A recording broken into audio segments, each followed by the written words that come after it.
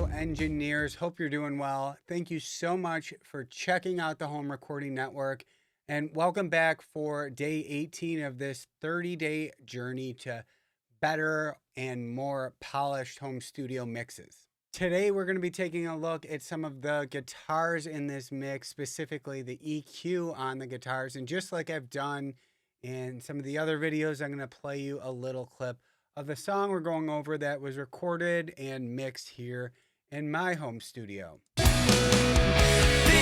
kings and queens, they all fall, headless back into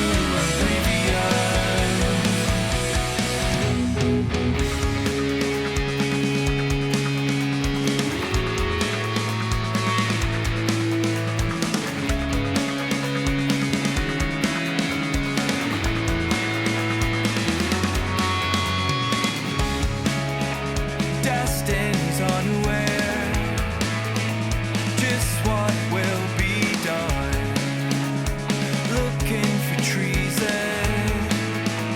and overtake the throne and sink to the bottom on our own. We're fighting for freedom. Now, I feel it's important to talk about some of my beliefs regarding guitar and EQ specifically. Now, I think and I believe if you're EQing your guitar a ton while you're mixing, I firmly believe that you should go back and either re-mic the amp and retrack the guitar and kind of work on the tone a bit more. Or if you're using an amp sim, go back to the amp sim plugin and mess with the EQ on that plugin. Because when we start to over EQ our guitars in the mix, they can start to sound a bit phasey and just a bit weird and unnatural. So if you're finding yourself boosting by, 6 to 10 dB on a guitar, you've probably done something wrong in the recording stage. And I would urge you to go back and fix it in the recording stage instead of trying to overly EQ it in the mix. Now, you don't have to listen to me, and you can keep doing what you're doing if you want. I'm just trying to relay to you what I've learned over the last 15 years, and that is that a guitar is very different from like a snare drum or a kick drum, where we can boost a lot or cut a lot on those instruments, and it can sound great. Guitar has just never been like that for me, at least. So we're going to get into these guitars a little bit. But first, if you like this video or you find it helpful or you like any of my content, don't forget to like and subscribe and hit that notification bell. Just helps me reach more people who need help. So let's start looking at some of these guitars here. Now, I've just muted all the synth, piano, and vocals, and actually one of the guitar tracks. Let's take a look at this rhythm guitar, this distorted rhythm in the chorus. We'll take a listen first.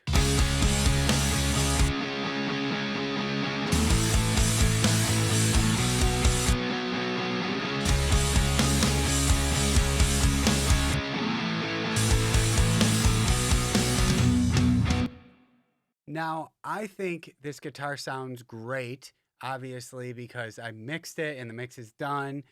But just to show you some of the areas you can boost on your guitar, I'm just going to add another plugin to the end of the chain and show you that way. And then I'll go back and actually show you what was done during the mix. First, if I just play this guitar, you're going to notice something here. Just watch the analyzer down here.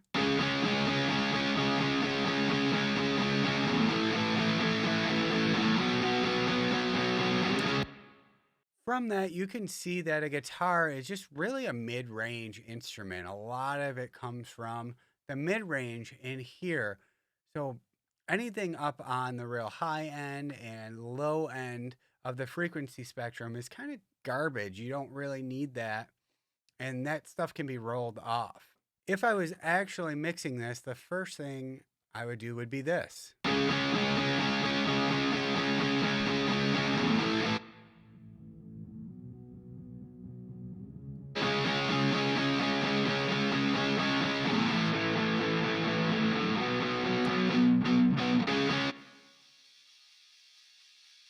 That's the real fizzy stuff up there. So right there, we rolled off everything to about 90 hertz. As you could hear, there's not much going on down there. And then the same above 12K, it's really that fizzy stuff. And the majority of the tones coming from in the center here. So this allows us to focus the tone a bit more and cut some of that junk out of our mix. Now, if our guitar needs to be a bit brighter, then I would add a high shelf at about 1.5K here, and we can boost up everything above that, and that will really brighten up our guitar. But like I said before, if we boost too much, it'll start to sound kind of unnatural.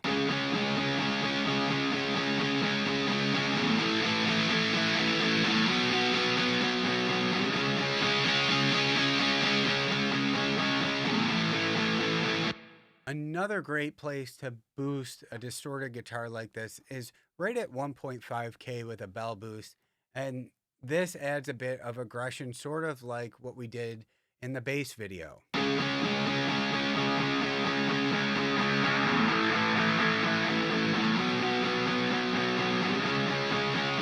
And if you need even more bite, sometimes I would come up maybe to 3K at the most, but you can tell how this would obviously make your guitar cut through the mix a lot more.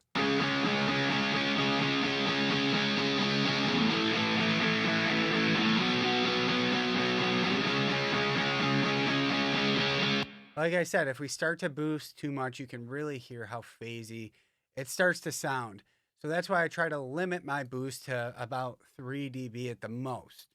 Now, if your guitar is too thin and needs more bottom, the places I like to boost are anywhere between 150 and 200 hertz. This guitar is very thick. It was mixed that way, so it doesn't need any additional low end, but I'll show you what it would sound like if we did a boost there.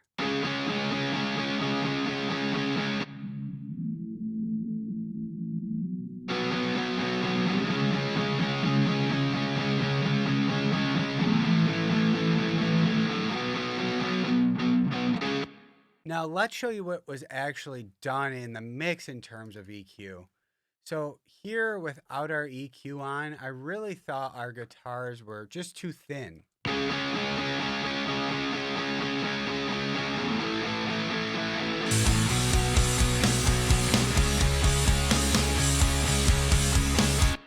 Now I'll play it and just put the EQ on to show you how this guitar just was thickened up by this EQ. Then I'll walk through the moves.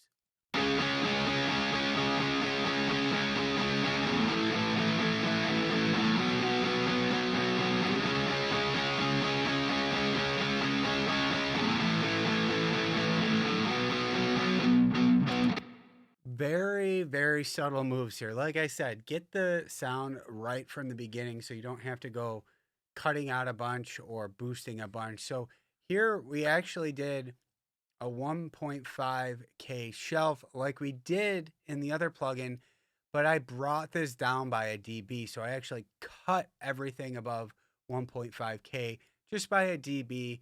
Like I said, these guitars were real thin, or they sounded thin to me.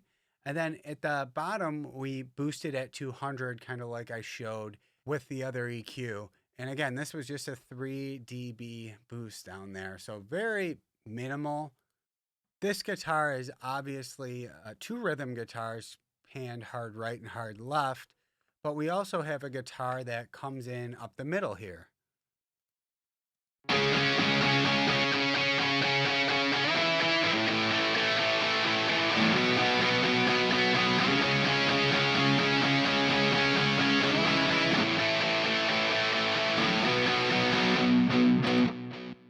This guitar is very thin, but that is on purpose. So with these thick rhythm guitars on the side, if we put one up the middle, that's just going to clutter up our mix. And this is just some octaves here to add some shimmer to the high end and almost sit on top of the other guitar part. So in this EQ, we just had to make this guitar almost stand out from those rhythm guitars on the sides. So we just have a 3K boost by almost right at 3 dB there. So let's check this out. I'll boost this way up for you so you can hear what it's doing.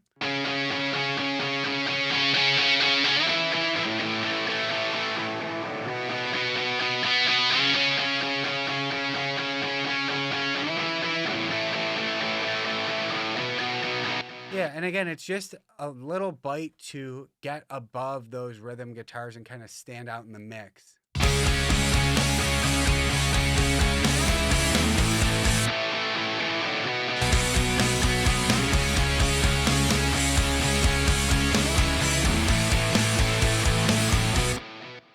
If you didn't know much about EQ on guitar, I hope this shed some light on that subject.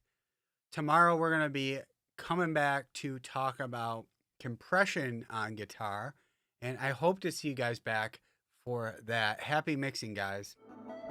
Hey guys, if you like this video, be sure to download your free Ultimate Home Studio Mix Guide with your go-to EQ and compression settings for all your tracks. Also, be sure to register for my free online mix training that I hold a couple times a week so that you can learn how to make radio quality music from your home without breaking the bank.